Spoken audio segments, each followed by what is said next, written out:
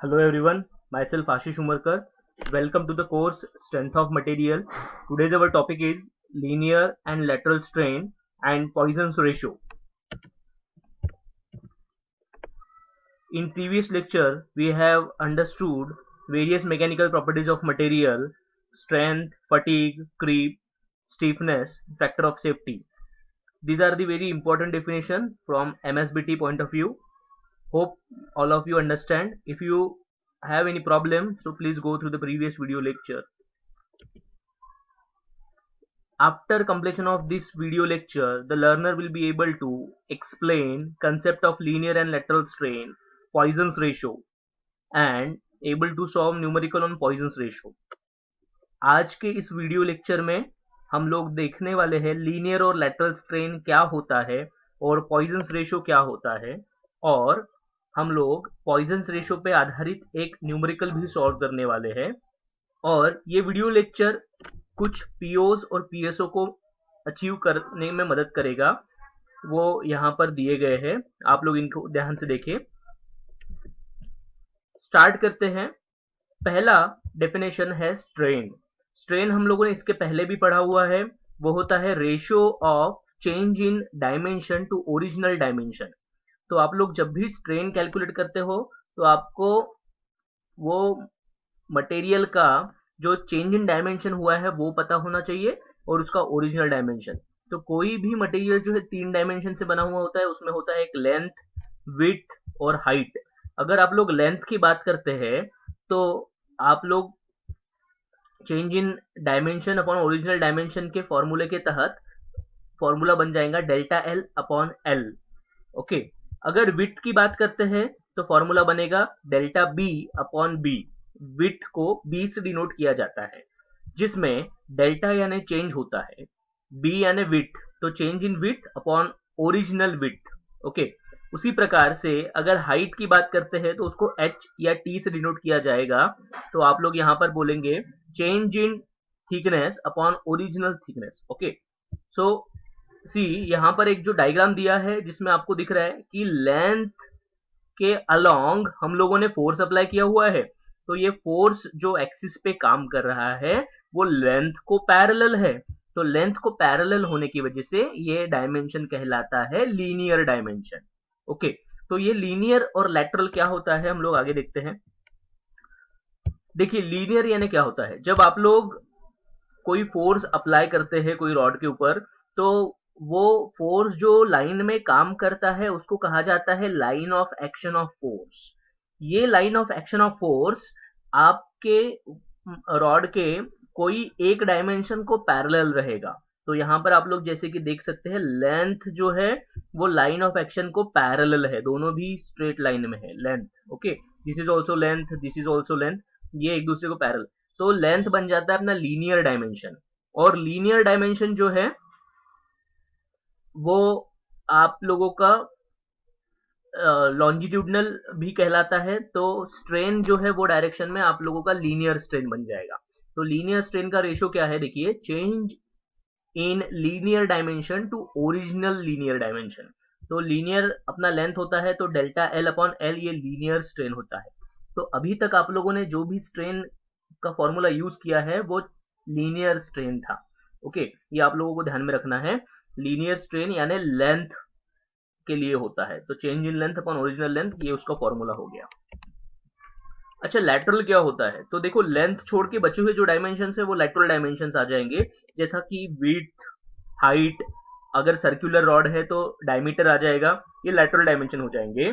और lateral strain का formula, lateral strain is the ratio of change in lateral dimension to original lateral dimension। तो आप लोग यहाँ पर देखिए फिर से वही वाला डायग्राम है, फोर्स अप्लाई किया हुआ है, लेंथ जो है अपना वो लीनियर आ जाता है, तो बचा हुआ विड्थ और हाइट जो है वो हो जाएगा अपना लैटरल डायमेंशन, या इसको ट्रांसवर्स भी बोला जाता है, लैटरल को ट्रांसवर्स भी बोला जाता है। अच्छा, लैटरल और या ट्रांसवर्स वर्ड का मीनिंग क्या है, देखो, लीनियर या लॉन्जिट्यूडनल का मतलब होता है पैरेलल, लैटरल या ट्रांसवर्स का मतलब होता है परपेंडिकुलर। तो यहां पर आप लोग देखिए लेंथ जो है वो पैरेलल रहेगा किसको, line of action of force को, और विड्थ और हाइट जो है वो रहेगा perpendicular to the line of action of force. Okay, तो ये आपको ध्यान में रखना है। तो स्ट्रेन ये डायरेक्शन में जो है लैटरल स्ट्रेन कहलाएगा। तो change in width upon original width या change in thickness upon original thickness जो है वो लैटरल स्ट्रेन कहलाएगा। या इन केस ऑफ डायमीटर आप लोग क्या बोलेंगे, change in diameter to the original diameter. Okay, तो देखिए ये डिफरेंस हम लोगों ने इसके पहले भी देखा हुआ है। जो लीनियर स्ट्रेन होता है वो पैरेलल होता है, जो लेटरल स्ट्रेन होता है वो परपेंडिकुलर होता है लाइन ऑफ एक्शन को। फिर उसका फॉर्मूला यहाँ पर दिया हुआ है, आप लोगों को ये चीज ध्यान में रखनी है, ये डिफरेंस पेपर में पूछा जाता है। चलो देखते हैं पॉइजन्स रेशो क्या है। देखो पॉइजन्स रेशो जो बेसिकली जो है लैटरल और लीनियर स्ट्रेन का एक रिलेशन हमको देता है। आप लोग यहाँ पर एनिमेशन के माध्यम से देख पा रहे हैं कि किस प्रकार से हम लोगों ने वो मटेरियल को खींचने के बाद मटेरियल ने अपना ओरिजिनल जो क्रॉस सेक्शन एरिया था वो छोड़ दिया है और उसका लेंथ बढ़ गया है। तो लेंथ जो इसका बढ़ा हुआ है तो इसको हम लोग बोलेंगे चेंज इन लेंथ। तो लेंथ जो बढ़ा है आप लोग देख रहे हैं, दूसरा डायमेंशन उसका कम हो गया है। तो ये पर्टिकुलर लेंथ के डायरेक्शन में जो आता है वो आता है लीनियर स्ट्रेन, और जो परपेंडिकुलर है वो रहेगा lateral strain. Okay, lateral direction में जो आएगा लैटरल स्ट्रेन। तो इस प्रकार से लैटरल और लीनियर जो है डायमेंशंस होते हैं, और वो आप लोगों को ये एनिमेशन के माध्यम से समझना है। ओके, तो पॉइजन्स रेशियो क्या होता है, देखिए Poisson's ratio is the ratio of lateral strain to the linear strain. It is the ratio of lateral to linear, lateral का और लीनियर का रेशियो यानी पॉइजन्स रेशियो है। तो पॉइजन्स रेशियो को म्यू से डिनोट किया जाता है, म्यू आप लोग देखिए यहाँ पर, और इसका फॉर्मूला क्या बन जाएगा, lateral strain upon linear strain. तो लैटरल स्ट्रेन जो होता है change in width upon original width divided by change in length upon original length. अभी यहाँ पर विड्थ दिया है, थिकनेस भी हो सकता है या डायमीटर भी हो सकता है डिपेंडिंग ऑन द प्रॉब्लम। अगर डायमीटर दिया है तो change in diameter upon original diameter लेना पड़ेगा divided by change in length upon original length. This is the mu. Okay, और ध्यान रखना म्यू को यूनिट नहीं होता है क्योंकि ये एक रेशो है, रेशो को यूनिट नहीं होता है। Okay, so this is numerical on Poisson's ratio. Problem को आपको ध्यान से पढ़ना है, हर एक चीज़ को समझकर उसको गिवन डाटा में लिखना है। ओके, तो स्टार्ट करते हैं हम। A steel bar 40 mm by 40 mm 40 by 40 cross section का स्टील बार है। ओके, 40 बाय 40 उसने आपको डायमेंशन दिया हुआ है, तो ध्यान में रखना कि वो एरिया दिया हुआ है और 40 उसका विड्थ और 40 उसका थिकनेस उसने दे के रखा है। Okay, in section and 3 metre length, length कितना है उसका 3 मीटर का। ऐसे 3 डायमेंशंस होते हैं 3D कोई ऑब्जेक्ट को, तो जैसा विड्थ आ गया, थिकनेस आ गया और लेंथ आ गया। ओके, तो लेंथ जो है वो आपका 3 मीटर दिया है, लेंथ का यूनिट उसने मीटर दिया हुआ है और बाकी दोनों चीज़ों का यूनिट उसने mm दिया हुआ है। ठीक है, यूनिट के ऊपर ध्यान रखना है आपको। Subjected to an axial pull of 128 kilometre. यहाँ पर देखिए मैंने ये जो एरोज दिखाया है इसका मतलब होता है टेंशन, और उसने एक्शियल पुल बोला है। एक्शियल पुल का मतलब होता है टेंसाइल फोर्स लगाया हुआ है, तो मैंने ये इस प्रकार से एरो शो कर दिए। ओके, तो अभी टेंशन इसके ऊपर हम लोगों ने रॉड के ऊपर दिया है, तो लेंथ में क्या होगा, लेंथ हो जाएगा उसका इंक्रीज, बढ़ जाएगा लेंथ खींचने से। ओके, तो लेंथ जो इंक्रीज हो रहा है, लेंथ होता है लीनियर डायमेंशन, क्योंकि ये फोर्स जहाँ पर लगाया हुआ है उसको पैरेलल डायमेंशन होता है लेंथ, और फोर्स जहाँ पर है लाइन ऑफ एक्शन जो है फोर्स का, उसको जो परपेंडिकुलर डायमेंशन है, जैसा ये विड्थ हो गया, ये थिकनेस हो गया, ये कहलाती है लैटरल डायमेंशंस। तो लीनियर डायमेंशन अगर बढ़ रहा है तो लैटरल डायमेंशन घटता है ना। उसने आगे दिया हुआ है, if change in length is 1.2 mm increase, इसका लेंथ जो है 128 किलोन्यूटन की वजह से 1.2 mm से इंक्रीज हो रहा है। तो चेंज फॉर डेल्टा और लेंथ फॉर एल, तो ये 1.2 mm इंक्रीज हम लोगों ने लिख दिया है, प्रॉब्लम के अंदर दिया हुआ है। And change in width and thickness, change in width, width को हम लोग b से डिनोट करवा रहे हैं और चेंज के लिए डेल्टा है, और वैसे ही थिकनेस को t से डिनोट करवा रहे हैं, चेंज के लिए फिर से डेल्टा है, और ये दोनों जो है वो 0.0048 mm दिया हुआ है और ये डिक्रीज हो रहा है, कम हो रहा है ये। ओके और हमको कैलकुलेट करने के लिए बोला है उसने modulus of elasticity and Poisson's ratio. Modulus of elasticity होता है कैपिटल ई और पॉइजन्स रेशियो होता है म्यू, और हम लोगों को उसने डायमेंशंस देके रखे थे। ओके मैंने ये जो मीटर में हमको लेंथ दिया हुआ है उसको हम लोगों ने mm में कन्वर्ट करवा दिया 1000 से मल्टीप्लाई करवा कर। ओके ये डायग्राम प्रॉब्लम के अंदर दिया नहीं है, ये आपको बनाना है। ओके कंपलसरी नहीं है, बट आप लोगों को समझने के लिए आप लोग स्टार्टिंग में आप लोग इसको ज़रूर बनाइए। Let's start this problem. हम लोगों को पॉइजन्स रेशो निकालना है, तो पॉइजन्स रेशो हमको पता है क्या होता है। पॉइजन्स रेशो होता है mu, and what is the formula for mu? It is lateral strain to linear strain. Linear और लैटरल और लीनियर स्ट्रेन का वो रेशो होता है। ओके तो सबसे पहले हम लोग देखते हैं लैटरल स्ट्रेन क्या है। तो लैटरल स्ट्रेन जो है उसको ई लैट हम लोग बोल देते हैं, ठीक है। और यहाँ पर उसका फॉर्मूला जो है वो होता है चेंज इन लैटरल डायमेंशन। तो लैटरल डायमेंशन दो है, एक तो विड्थ भी है और दूसरा थिकनेस भी है। तो आप लोग दोनों में से कोई भी एक कंसिडर कर लो, तो मैं विड्थ कंसिडर कर लेता हूँ। तो यहाँ पर आ जाएगा change in lateral change in lateral dimension upon original lateral dimension. Original यानी बी हो जाएगा। तो चेंज उसने हमको प्रॉब्लम के अंदर दिया हुआ है 0.0048 और ओरिजिनल उसने प्रॉब्लम के अंदर हमको दिया है 40 mm। ओके प्रॉब्लम के अंदर क्रॉस सेक्शन में लिखा था उसने। तो मैं इसको कैलकुलेट कर लेता हूँ। हमारा स्ट्रेन का वैल्यू आ जाएगा 0.0048 डिवाइडेड बाय 40। ये आ गया 1.2 इंटू 10⁻⁻4। 1.2 इंटू 10⁻⁻4। स्ट्रेन को यूनिट नहीं होता है, वैसा ही आपको लीनियर स्ट्रेन कैलकुलेट करना है। लीनियर स्ट्रेन होता है अपना ई, लीन लिख देता हूँ, change in length upon original length. Change in length हमको प्रॉब्लम के अंदर दिया है 1.2 और ओरिजिनल लेंथ हमको प्रॉब्लम के अंदर दिया हुआ है 3000।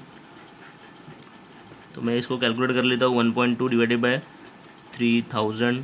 ये आ गया अपना change in length 4 into 10⁻⁻4। Okay फिर से स्ट्रेन को यूनिट नहीं होता है। यहाँ पर हम लोगों ने लैटरल और लीनियर्स दोनों स्ट्रेन कैलकुलेट कर लिए हैं। अभी हम लोग पॉइजन्स रेशो कैलकुलेट कर लेते हैं। पॉइजन्स रेशो अपना हो गया है ई लैट अपॉन ई लीन। तो ई लैट का वैल्यू कितना है अपना लैटरल का 10⁻⁻4 डिवाइडेड बाय 4 इंटू 10⁻⁻4। ओके तो इसको हम लोग कैलकुलेट कर लेते हैं 1.2 into -4 divided by 4 into 10⁻⁻4।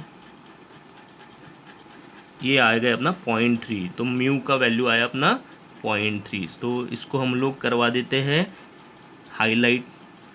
Okay poisons ratio जो है वो एक प्रकार का रेशो है, रेशो का यूनिट नहीं होता, ध्यान रखना है आप लोगों को। उसके बाद हमको उसने मॉडल्स ऑफ इलास्टिसिटी निकालने के लिए बोला है। तो मॉडल्स ऑफ इलास्टिसिटी के लिए आपको क्या करना पड़ेगा, देखिए मॉडल्स ऑफ इलास्टिसिटी यानी कैपिटल ई कैलकुलेट करना है। तो उसके लिए मैं लगाता हूँ चेंज इन लेंथ का फॉर्मूला। चेंज इन लेंथ का फॉर्मूला क्या है? It is delta L is equals to P L upon A E. Okay we know the value of delta L, problem के अंदर उसने दे के रखा हुआ है, इट इज़ 1.2 एंड लोड हमको पता है इट इज़ 128 इंटू 10⁻3। लेंथ हमको पता है original 3000 divided by area. Area आप लोग देखिए स्टार्टिंग में उसने दिया था 40/40 का, और ई जो है वो हमको कैलकुलेट करना है। तो यहाँ पर वो आ जाएगा अननोन। अभी ये पूरा का पूरा इक्वेशन में जो है प्रॉब्लम के अंदर कैलकुलेटर के अंदर डाल देता हूँ। एक अननोन के साथ आप अपना कैलकुलेटर प्रॉब्लम सॉल्व कर सकता है, तो हम लोग उसकी मदद लेंगे।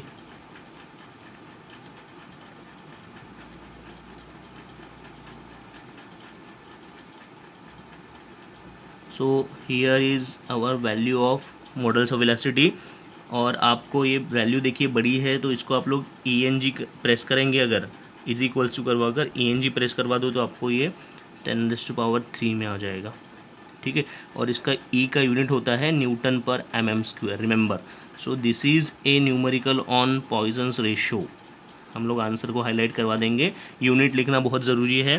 तो इस प्रकार से आप लोगों को एक पॉइजन्स रेशो का प्रॉब्लम है जिसमें हम लोगों को पॉइजन्स रेशो अप्लाई किया हुआ है और उसके बाद मॉडल्स ऑफ इलास्टिसिटी निकाला हुआ है हम लोगों ने।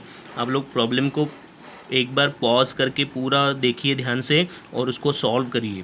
ओके, सो इस प्रकार से पॉइजन्स रेशियो का न्यूमेरिकल सॉल्व करना है। यहाँ पर एक फिर से आपको प्रैक्टिस प्रॉब्लम दिया हुआ है जो कि बोर्ड में पूछा गया है, बोर्ड एग्जाम्स में। आप लोगों को यहाँ पर न्यूमेरिकल के साथ में उनका आंसर भी दिया हुआ है जिसमें आपको मॉडल्स ऑफ इलास्टिसिटी कैलकुलेट करना है और पॉइजन्स रेशियो कैलकुलेट करना है। ये आंसर्स आने तक आप लोगों को प्रॉब्लम सॉल्व करना है। अगर कुछ डाउट आता है तो आप लोग मुझे कॉन्टेक्ट करिए। ओके,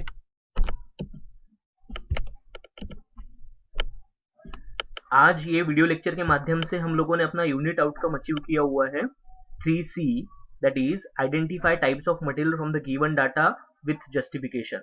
तो आप लोग अभी पॉइजन्स रेशियो का कंसेप्ट समझे हो और जो डाटा है उसमें से आप लोग पॉइजन्स रेशियो का वैल्यू निकाल सकते हो जो कि एक इम्पॉर्टेंट एलिमेंट होता है किसी मटेरियल के लिए।